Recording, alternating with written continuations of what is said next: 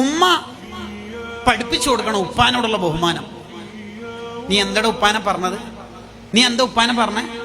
അയാൾ പോയി പണിയൊക്കെ കിട്ടുന്ന നിന്റെ ആ +2 കാലത്തായി ഈ കൊറോണ അതിന്റെ മൂർധന്യത്തിലെത്തുന്നത്. അന്ന് ഉപ്പാന്റെ 3 മാസത്തെ സാലറി ഉപ്പ ഇങ്ങനെ ടൈറ്റിൽ പിടിച്ചു വെച്ചിട്ടാണ് നിനക്കൊരു നല്ല ഫോൺ വാങ്ങി തന്ന ഓൺലൈൻ ക്ലാസ്. ഇപ്പൊ ഡിഗ്രി ഒക്കെ കഴിയുമ്പോഴേക്ക് 2 ഇംഗ്ലീഷ് വർത്താനൊക്കെ പറയുമ്പോഴേക്ക് ഉപ്പാനൊക്കെ പറ്റാതെ ഇല്ലേ അല്ലേ? നീ എന്നെങ്കിലും ഒരു ദിവസം വീട്ടിലേക്ക് ഫോൺ വിളിച്ചാല് ഉപ്പ ഫോൺ എടുത്താൽ ഒരു 5 മിനിറ്റ് ഉപ്പാനോട് മിണ്ടാറുണ്ടോ? ഉണ്ടോ? ഫോൺ എടുത്താൽ എന്താ പറയല്? ഉമ്മില്ലേ അതിനെ ചോദിക്കല്.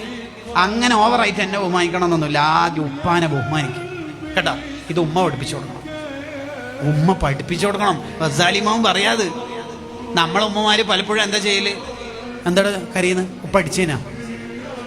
സഹിക്കും മോനെ, ഉമ്മ 25 കൊല്ലായി നിന്റെ ഉപ്പാനെ സഹിക്കുന്നു.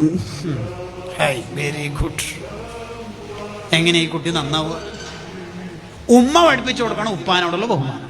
ഇനി തിരിച്ചു അങ്ങനെ തന്നെ ഉമ്മാനോടുള്ള ബഹുമാനം ഉപ്പയും പഠിപ്പിച്ചു കൊടുക്കണം. നീ ഉപ്പാനെ കാണുമ്പോൾ ഭയങ്കര പേടി, ഉപ്പ നാട്ടിൽ വരുമ്പോൾ ഭയങ്കരമായിട്ട് ജമാഅത്തിന് പങ്കെടുക്കൽ. ഉമ്മാനെ തീരെ വിലയില്ല അല്ലേ? ഒരു ടൂറിനൊന്നും വേണ്ട, ഉമ്മാനെ പൊരുത്തം വാങ്ങിയിട്ട് മതി ബാക്കി. നീ ആദ്യം ടോയ്ലറ്റിലേക്ക് പോയിട്ടല്ലടോ ഈ കാഷ്ടിക്കാനും മൂത്രയ്ക്കാനും പഠിച്ചത്. അന്ന് ഈ പമ്പേഴ്സ് ഒന്നും ഇല്ലാന്ന്. ആ മടിത്തട്ടിലവിടെ മൂത്രയ്ക്കാനും കാഷ്ടിക്കാനും പഠിച്ചേനെ നീ.